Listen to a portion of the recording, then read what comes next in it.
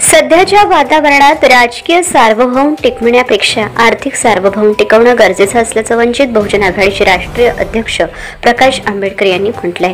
आज प्रजासत्ताक दिनानिमित्त आंबेडकर यांनी अकोल्यातील पक्ष कार्यालयावर ध्वजवंदन केलं। यावेळी त्यांनी देशवासियांना गणतंत्र दिवसाच्या शुभेच्छाही दिल्या।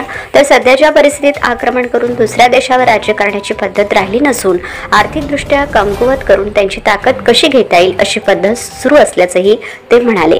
यावेळी वंचित बहुजन आघाडीचे जिल्हाध्यक्ष प्रमोद देंडवे, जिल्हा महासचिव मिलिंद इंगळे, महिला आघाडीचे जिल्हाध्यक्ष सौ आम्रपालीताई भंडारे, मनपा गटनेते गजानन गवई, भारतीय बौद्ध महासभेचे जिल्हाध्यक्ष पीजे वानखडे गुरुजी, जिल्हा परिषद गटनेते ज्ञानेश्वरराव पहू सुलताने, जिल्हा प्रसिद्ध प्रमुख विकास सदांशु, पंचायत समिती उपसभापती अजय शेगोकार आदी उपस्थित होते। आज भारताला जे आहे 26 जानेवारीला संविधान स्वीकारून आपल्याला पूर्ण सार्वभौम मिळालं असं आपण घोषणा केली। कोणाच्याही बंधनाखाली आपण नाही, तर आपण आता स्वतंत्र झालो आणि आपणच आपला कारभार यापुढे हाकायचा अशी असणारी परिस्थिती आहे।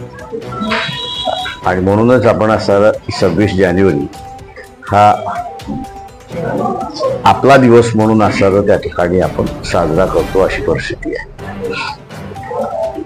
या दिवसाच्या जनतेला असणारा शुभेच्छा, सार्वभौम ही आपण असणारा टिकवली पाहिजे।